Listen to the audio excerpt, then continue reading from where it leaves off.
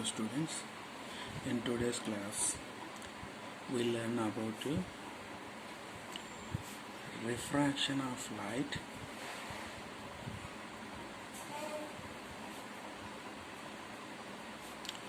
on curved surfaces. About this we discuss in today's class. Refraction of light on curved surfaces. So in previous sections we have learned on plane surfaces. See, on plane surfaces refraction always depends upon the media to media, how light propagate, and also we have learned how influential the normal is. Even on the curved surfaces, media affects the same. That means the same rules, rarer to denser. The light ray bends towards the normal, denser to rarer. The light ray bends away from the normal. But the problem is how to find normal on curved surfaces. See this? It is a curved surface. So curved surface means the surface which has a partially circular surface. So this kind of partially circular surface, on it how to find the normal? We cannot draw the normal like this simply, because we cannot say it is exactly perpendicular to the curved surface. So how can it be? From the mathematical principle we can understand this. From mathematical principles, when we see the curved surface is being the part of circle. The curved surface is being the part of circle, and every circle has its own center. So the part of the circle what we have said.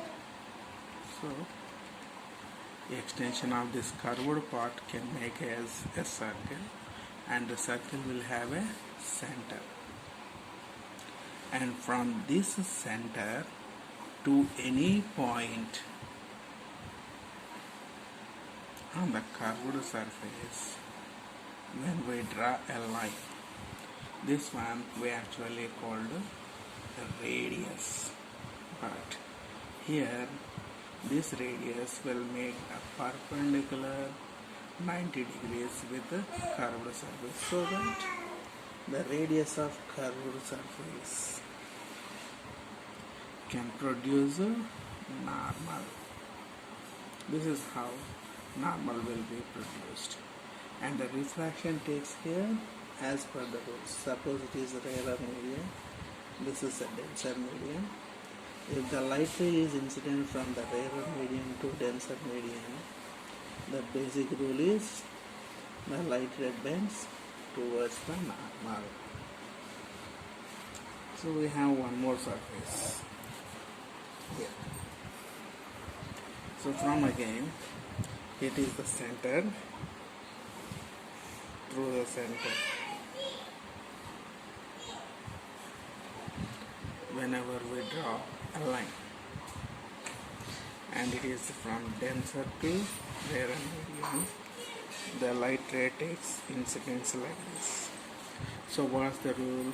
From denser to rarer, the light ray bends away from the normal. See this? This is incident ray, this is the normal, and it could be actual path. Compared to this, the light ray bends away from the normal. This is how the light ray takes its bending moment on the curved surface. Okay, let us take a mathematical calculation about formation of an image by the curved surface when light travels from one optical medium to another optical medium. For this mathematical calculation, we just take a similar diagram,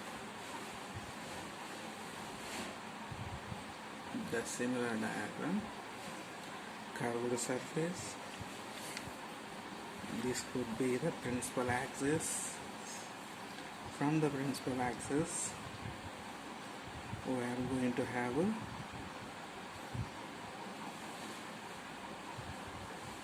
the center. This is going to be the center of curvature, and this is the place where somewhere we kept an object. The object is O. The light ray, when emits from the object, reaches the surface, and here it takes a refraction. For example, the refraction is like this. From the center of curvature, we have drawn line, means this one acts as a normal. The point where refraction takes place, let it assume P dash. Let it be P dash. And the point where principal axis meets the curved surface is A. Okay, this is the normal. And after crossing this refraction, the light ray has bent and reached the surface here, and this is the place where an image is created. The perpendicular distance from P dash to principal axis is A dash. So what we have formed in this diagram, see it carefully. Object, here the refraction, here the image, and this is the normal. And the point A, it is the bisection, that means the principal axis and curved surface meeting point. A dash is the perpendicular from P dash, A dash P dash, and C is the center of curved surface. And here now we take angles. Oh, we forgot median. So the left, before the curved surface, there is a median. Let it assume whose refractive index is n1 and their velocity of light, let it assume v1, but velocity is not useful here. Refractive index minimum. After the curved surface, there was another median whose refractive index v2. Let us take their velocity is n2. Now the incident ray with the principal axis produce an angle, that is, let it be alpha. Similarly, normal produce a principal axis with an angle, let it be beta.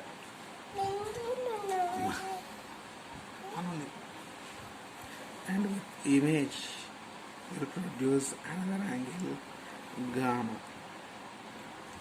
And here the incident ray and normal, between the angle is being called angle of incidence. For our sake, let it be θ1.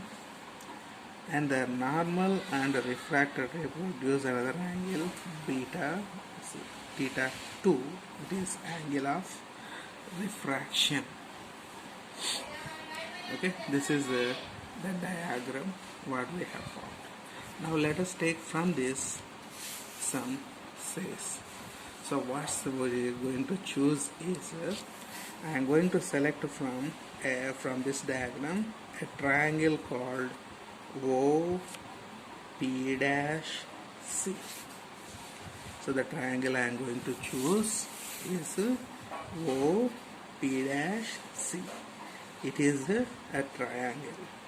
In this triangle, inside we have two angles are alpha and beta, and an exterior angle is θ1. So applying the basic rules, what it is, the rules of triangles, the exterior angle is equal to sum of interior and opposite angles.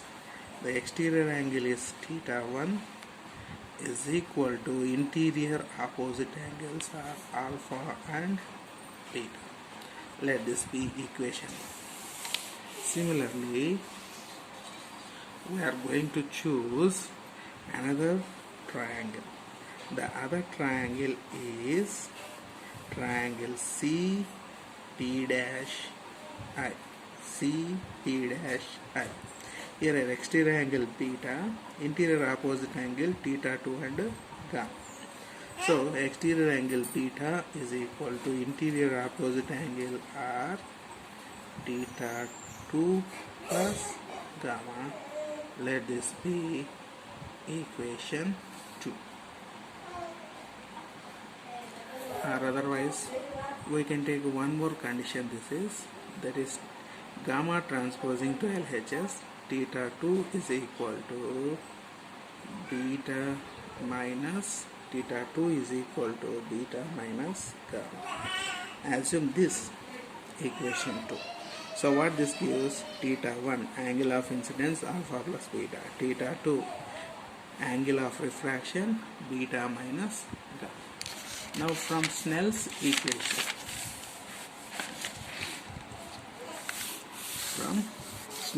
equation, what do we get? N1 sin I is equal to N2 sin R. So Snell's equation brings N1 sin I is equal to N2 sin R. So what is psi here? I is angle of incidence, and that is theta 1 is equal to alpha plus beta. R is angle of refraction, that is equal to theta 2 is equal to beta minus gamma. Let us substitute these in the equation. That is N1 sin I is alpha plus beta is equal to N2 sin beta minus gamma. So N2 sin beta minus gamma. See from the basics of trigonometry, when alpha, beta, gamma are smaller, so what can we write is sin alpha plus beta can be expressed alpha plus beta. This is going to be possible for smaller angles of alpha, beta and gamma. Similarly, sin beta minus gamma can be expressed as a beta minus gamma. So now the equation will become N1 alpha plus beta, N2 beta minus gamma. Substituting our multiplication brings N1 alpha plus N1 beta is equal to N2 beta minus N2 gamma. N1 beta we transpose to LHS, so RHS. This is N1 beta we transpose to RHS, minus N2 gamma we bring to LHS. Then N1 alpha plus N2 gamma is equal to N2 beta minus N1 beta. Now N1 alpha plus N2 gamma is equal to, from the two terms, N2 minus N1 can be common and we can have a beta. Let this be equation 3. Let us assume this is equation 3. Now let us search for the values of alpha, beta and gamma. For this what we are going to do is, we are going to find the values of alpha, beta and gamma. To get it, from the diagram we choose 3 triangles, and at the same time from the triangles alpha, beta, gamma values we are going to guess their smaller values. So what are the possibilities we see? So we go back to previous page. So here we choose 3 right-angled triangles. That is what? O, A dash, P dash. So triangle O, A dash, P dash. Second right angle triangle is C A dash P dash. Third is I A dash P dash. For these triangles, let's see. For O A dash P dash, there is an angle alpha. Applying sine, we don't apply sine, we apply tan. Applying tan alpha, we know that opposite side by adjacent side. Here opposite side is A dash P dash, adjacent side is O A dash. A dash P dash by O A dash. Again, for this second triangle, angle is alpha. Applying tan beta. So angle is beta. Applying tan beta, we have again opposite side by adjacent side. Opposite side is same, A dash P dash, and adjacent side is C A dash. So for the last triangle, O A dash P dash, the angle is gamma. Applying tan gamma, A dash P dash is the opposite side, A dash I is the adjacent side. Okay, and let us take, assuming tan alpha is a smaller angle. So what's happening? Let us say why we have changed these values is, see, the alpha, when it is smaller, the incidence gets reduced on the surface of a curved surface and comes down. For very small incidence, the refraction takes almost near to A. So what's going to happen? A dash gets coincides with A for the angle alpha, beta and gamma are smaller. And at the same time, we have learned the trigonometric function tan alpha will become alpha, tan beta will become beta, tan gamma will become gamma. So what is going to happen?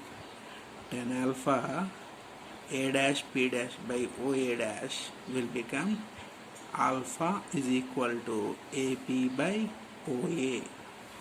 So here we write alpha will become AP by OA because in the diagram A dash coincides with A and P dash will be P dash only, so we can keep it as is, no problem. AP dash by OA. Similarly, tan beta is what actually A dash P dash by CA dash. What is it going to be is beta equal to AP dash by CA. It's going to be AP dash by CA.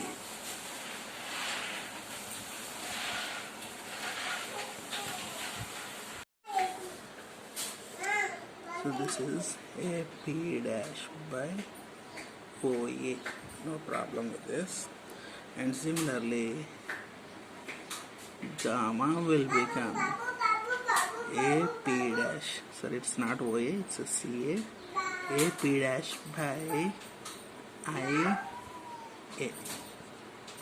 So we have got now the values of alpha is AP dash by OA, beta is AP dash by CA, gamma is AP dash by IA. Let us substitute these values in equation 3.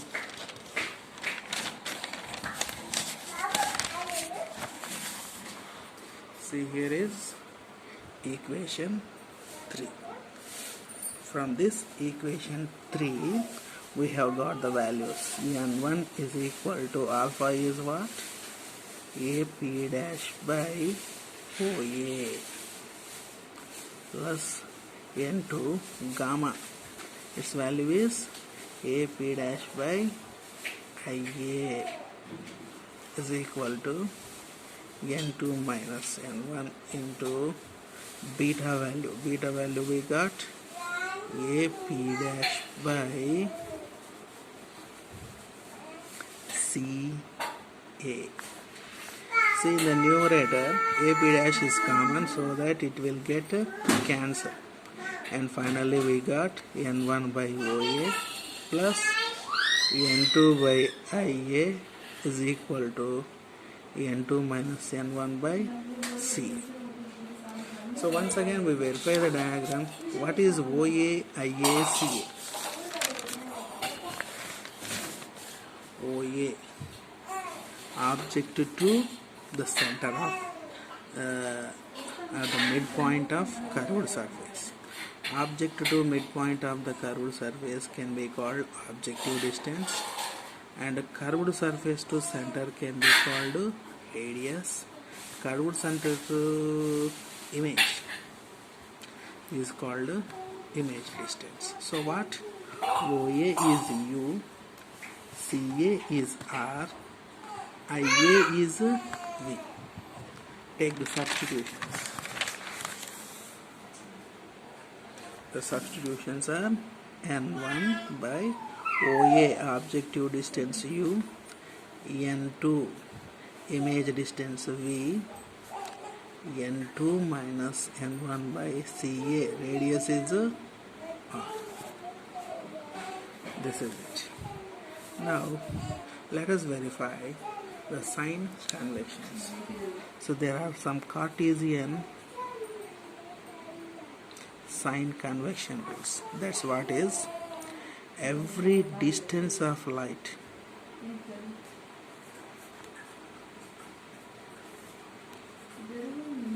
should be measured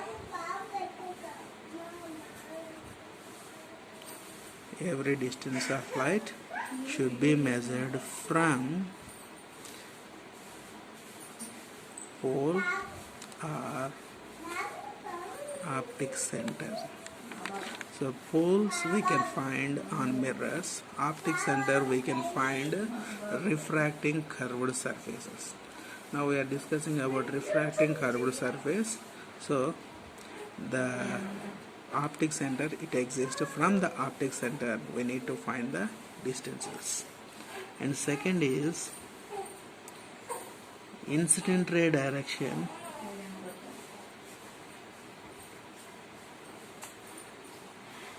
When distance is measured, it is positive. When distance is measured in incident ray direction is positive. Opposite direction, it is negative. So this is second Cartesian rule. So according to this rule, let us verify U, V, R, whether they are positive or negative.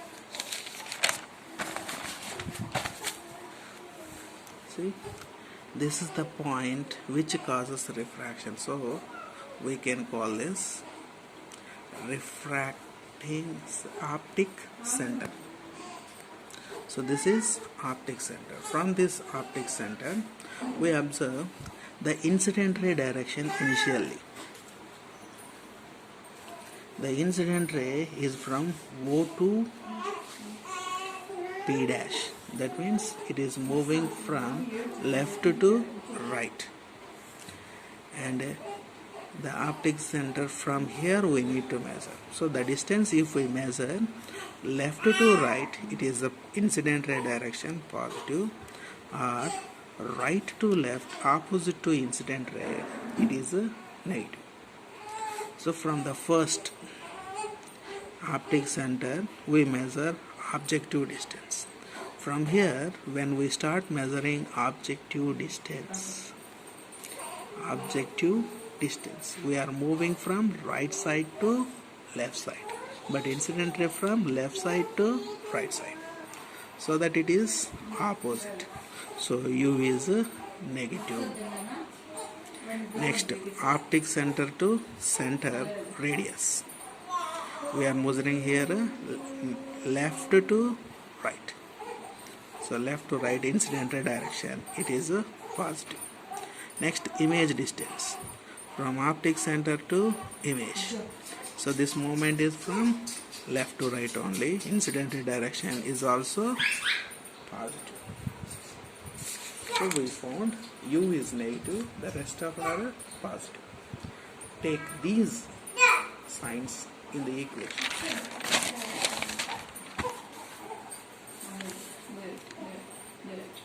N1 by minus U plus N2 by plus V, N2 minus N1 by plus R. What's going to happen now? It is N2 by V minus N1 by U is equal to N2 minus N1 by R. Okay, this is the relation between objective distance and image distance on a curved surface. If this we want to apply for planar surface, it is possible. For planar surface, we know that the radius is infinite. So for planar surface, the radius is infinite. Substituting it, N2 by V minus N1 by U is equal to N2 minus N1 by R is infinity. So anything by infinity is 0. So that N2 by V minus N1 by U is equal to 0. Then N2 by V is equal to minus transposition plus N1 by U. And exchanging brings N2 by N1 equal to V by U. This studies the relation of relative refractive index. This is the relation between objective distance and image distance on curved surfaces. This is for planar surfaces. Previous equation, that is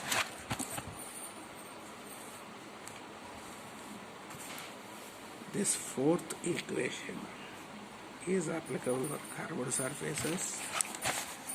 This fifth equation is applicable for planar surfaces. Okay students, this is about refraction today's class. Okay, and in next I am going to introduce refracting bodies called lenses and the terms on it with the definitions. Okay.